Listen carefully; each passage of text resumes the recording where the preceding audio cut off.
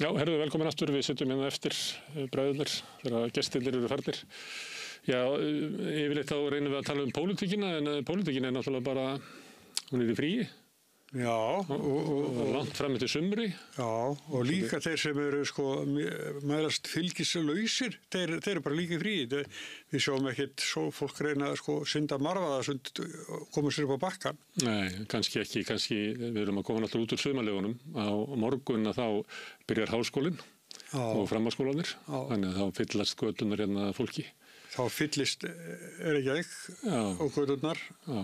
Og mér fundist það svona, til dæmis eins og í þessari viku, því við erum að leika okkur að vera með fréttir á samstöðinni, byrjuðum strax eftir Vestlumhelgi og æfðum okkur svolítið þarna í júlí. Að það er svona hálfgerð gúrka í gangi hérna innanlands. Já. Þú veist, ég menna, það hefur áhrif að þingið ekki að störfum. Já, vissulega. Og það sem að en fjölmiðlar oft svona reyna að halda upp ykkur svona pólitískri umræðu og þá kemur kannski svona viðtal við Kristrúnu þar sem hún segist vonast eftir góð samstarfi við stjórnarandstöðuna, en þetta bara eiginlega svona off-season. Það er ekki neitt En við reyndum nú til dæmis núna að fá utanríkisráðherra sem svo sér ekki fært að koma. Nei, hún virðist vera eins og oft gerist að þegar þú ert í stjórnarandstöðu þá ertu til að koma til litlu millana, en þegar þú ert orðinn ráðherra að þá kemur það bara á fínustæðina til miður. Við fengum ekki Bjarna Benediktsson eða Katrínu Jakobsdóttur til þess að koma hérna. Þau vildu bara vera í drottningaviðtölum á RÚV og þess að þau telja að vera svona fínni umhverfi. Kannski upplifur það að þau ert ráðherra að þú sett að taka niður fyrir þig og þú mætir í svona hrörlegt stúdíu eins og hér og þetta tala við menn eins og okkur. Já, ég fekk þegar ég var með sprengis en þá komu oft ráðherra. Ég myndi talja að það væri svipa á RÚV. Bylgjan, meiri hlustun á bylgjuna heldur á RÚV. Já. Og þannig það oft á minni miðlum að þú fær stjórnarandstöðu og kannski það bara ágætt að við fáum þá stjórnarandstöðu. Við vorum með stjórnarandstöðu þingmenn Snorra Másson. Kannski tölum við bara meira stjórnarandstöðu þingmennina. Ef að ráðherrarnir eru þannig að þeir vilja bara vera í fínni sölum heldur en við bjóðum upp á. Já, við fengjum nógu fín. Já, þetta er bara raunveruleiki í samfélaginu. Oft er líka verið raunveruleiki í svona vinstrinu. Ég man til dæmis að þegar ég var að reyna að halda út í fréttatíman að þá komu kosningar og þá voru dregið mikið tilbaka af auglýsingum og það hljómaði bara eins og það væri ákvörðun einhvers staðar innan úr hægrinu að drepa fréttatíman og fylgdi sögunni oft þegar fólk var að taka tilbaka auglýsingar eða neitaði að auglýsa, þau var yfirleitt ekki að auglýsa í svona kommunista snepli. Svo komu kosningarnar og þá voru til þess flokkar eins og VG og fleiri sem fóru með auglýsingafé sitt í moggan og fleira þótt að það væri ekkert meiri útbreiðsla. Það bara þrá þeirra sem að maður heldur að ég að vera í andstöðu við svona ríkjandi viðhorf, að þrá þeirra tilheyra er bara ótrúlega sterk. Og það má vel vera að það hafi bara sín áhrif af þeim sem eru í ráðherrar og eru með ráðherrabílstjóra og 2 aðstoðarmenn og það finnum mikið til sín. Já. Vil ég vera með fyrirmennum hér og þar? Já, mér finnst þetta alltaf sorglegt í íslensku samfélagi að íslensku samfélagi er svo lítið. Það er eini kosturinn af því að búa í íslensku samfélagi er að hvað það er lítið og þú getur umgengist fólk úr öllum stéttum og öllum geirum eins og þú þekkir og það er nú eitt af því sem er gaman að vera blaðamaður, að þú hittir bara svona alls konar fólk. Það manni finnst það oft skrítið þegar maður verið varfið þetta hjá fólki að vilja alltaf vera einhvern veginn í svona fínna samhengi. Já. Svo kallir fyrirmenni halda hópinn. Herðu, en það er náttúrulega, það sem kom út úr sumrinu er náttúrulega að ríkisstjórnin, hún mælist ennþá með mikinn stuðning, 60% pluss, forystuflokkurinn í ríkisstjórninni er að auka við sér fylgi og hverri könnun eftir annað. Alveg komið upp í bara 35 eða eitthvað sko. Aldrei mælst hærri og er í ríkisstjórn. Já, einmitt. Og svo er að verða spurning kapphlaupið við annarsætið. Viðreisn er ekkert langt frá Sjálfstæðisflokknum. 3%. Þú kannast við að Óli Þ. Harðar sem oft kemur hingað, hann hefur verið að benda á það og reyndar líka Eiríkur Bergmann að það virðist vera regla í okkar heimshluta það að vera í ríkisstjórn dregur niður fylgið. En við erum með ríkisstjórn sem ekki að gera það. Og af hverju það? Er það vegna þess að það var komið svo mikil þreyta og anduð á gömlu valdaflokkana. Það eru örugglega hluti af ástæðunni. Já, og Sjálfstæðisflokkurinn reynir að breyta fórustu. Það gerði það náttúrulega.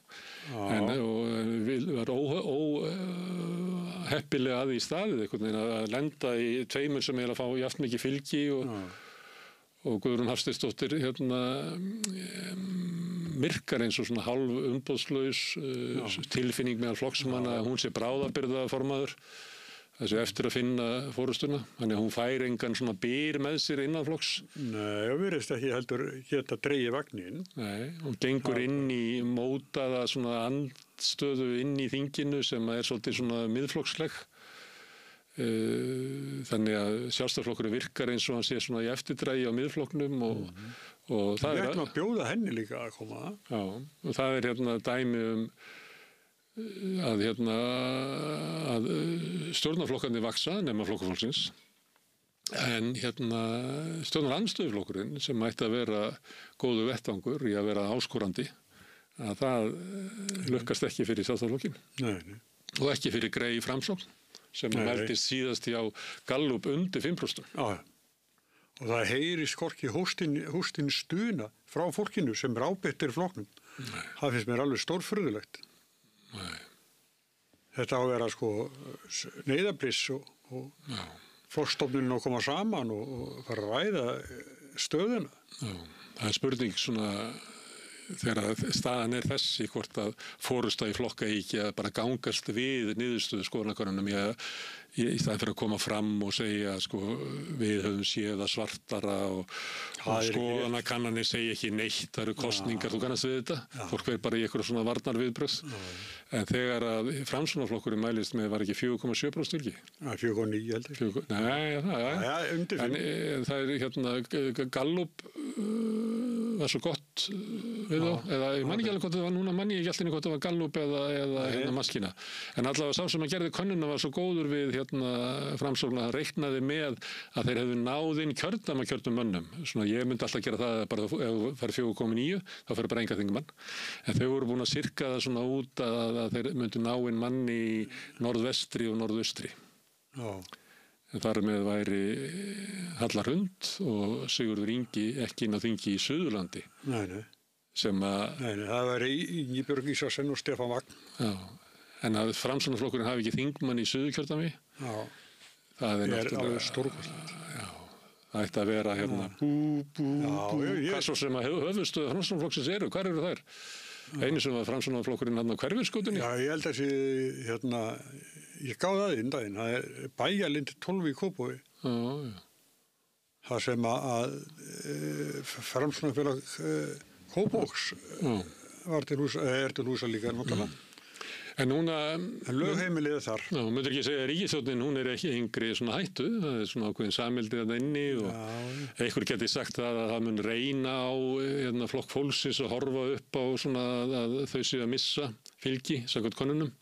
En ég held ekki, ég held að flokkurinn sé með það innbyggt inn í því að segja einmitt að kannanir eru reitt af því að flokkur fólksins alltaf fengi meira upp úr kjörgásónamennin í könnunum. Þannig að það má reyna mjög á það áður en að verður. Já, svo líka ef það er samheldni milli foringjanna þriggja að það er örugglega svona til þess að flokkur fólksins sé ánægður í ríkisstjórninni. En samt ættum við kannski að horfa til sögunar og þú manst þér alltaf að tala um hvað er rosalega sami heldni milli Katrínar Jakobsdóttur og Bjarna Benediktssonar og stundum var Sigurður Ingi nefndur líka. En það reyndist nú hvoru flokknum vel. En það endanum þá náttúrulega að meta kjósendur hvort þú náir ykkur fram og það flokkur fólksins á eftir að sína fram á það, að ná ykkur fram. Það voru mikið af málum sem hann hafði lagt áherslu á sem að duttu upp fyrir og varði ekkit úr. Hann er með fórust í húsnæðismálum, við tölum mikið um húsnæðismálin áðan. Hvaða lína ætla ríkisstjórnin að draga í húsnæðismálum? Við höfum ekki hugmyndu það. Það voru breytingar á lögum almannatryggingar, það fór ekki í gegn. Það voru mörg mál sem það var ekki gengið frá strandveiðinni. Hún alveg í sömu óvissu og áður var og hún var bara stoppuð vertíðin. Þannig að Flokkur fólksins sem miklu lengri lista yfir það sem að þau vilja gera en fá ekki. Heldur til dæmis Viðreisn sem náttúrulega það ekki tilviljun að viðskiptaráð mjög ánægt með viðreisnarráðherrana.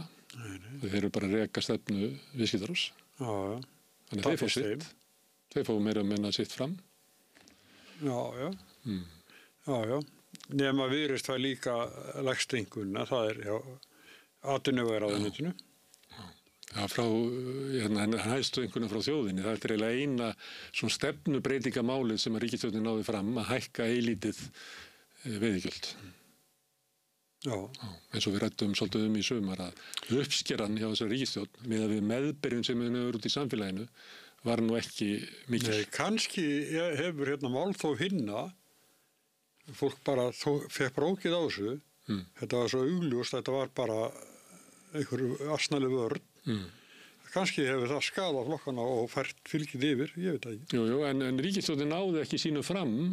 Ég meina alveg örugglega rétt í mat hjá þeir að málþófsflokkarnir, þeir nutu ekki stuðnings þjóðarinnar. Nei, komið í veg fyrir hörnum. Já, ríkisstjórnin þvert á móti, en þegar það var síðan samið þetta, þá bæði vatnaði hún aðeins út veiðileyfafrumvarpið, en henti strandveiðinni, almannatryggingum, alls konar vernd fyrir leigjendur og hentur svo öll í ruslið. Þannig að málþófsflokkarnir skáru miklu meira upp í sambandi við afgreiðsluna á þinginu. Fengu miklu frekar sínu fram heldur en ríkisstjórnarflokkarnir. Já, komið veg fyrir öllum mál. Já. Það markmið. Það markmið þeirra. Það markmið þeirra að stoppa bókun 35. Það bara markmið þeirra að stoppa þetta. Þeir ætlaðu að stoppa veiðigjöldin. Það ekki eins og ríkisstjórnarflokkarnir sem leggja andstöðuflokkarnir sem leggja eitthvað fram. Ég man ekki eftir neinu sem þeir leggja fram. Máttu því? Nei. Ekki neinu, sko. Nei. Ég held að allur þeirra kraftur hafi farið í þeirra mál. Já. En það kannski, það nokkra vikur þangað til þingið kemur saman aftur.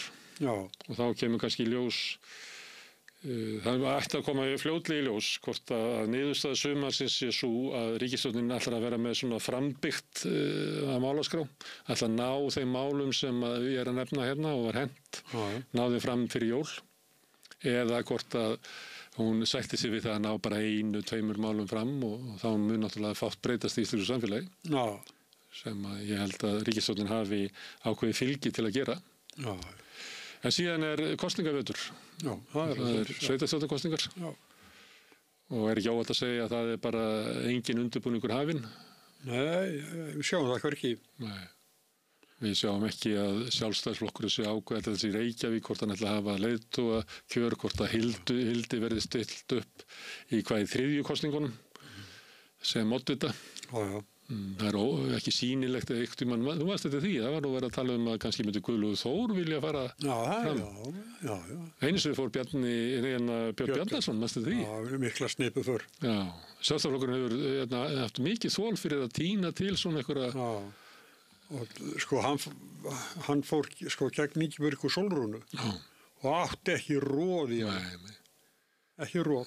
Þeir sjálfstæðismenn mátu það upp í val að nú bara staðan orðið þannig að við verðum að leggja fram okkar besta mann, Björn Bjarnason. En það var eitthvað mat á því hver var í kjörþokki hans. En Sjálfstæðisflokkurinn hefur þó sótti nú Halldór Halldórsson til Ísafjarðar. Jú. Eyþór Arnalds á Selfoss. Já. Þannig að ég hef ekki eitt neinar svona vangavillur. Nei, ekki neitt. Nei. Það var líka þegar komið ljós hvernig verður staðið að frambóði VG, Pírata og Sjálfstæðisflokksins. Já.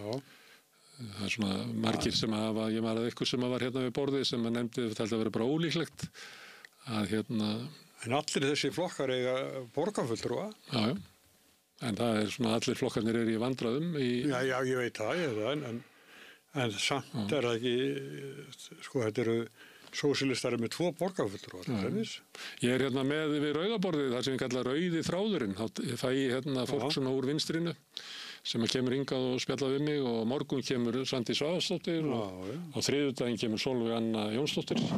Þannig ég ætla að halda áfram að ræða þetta ekki beint svona í einhverjum tengslum við sveitarstjórnarkosningar, heldur bara almennt stöðu vinstrisins og sósíalismans á Íslandi og í okkar heimshluta.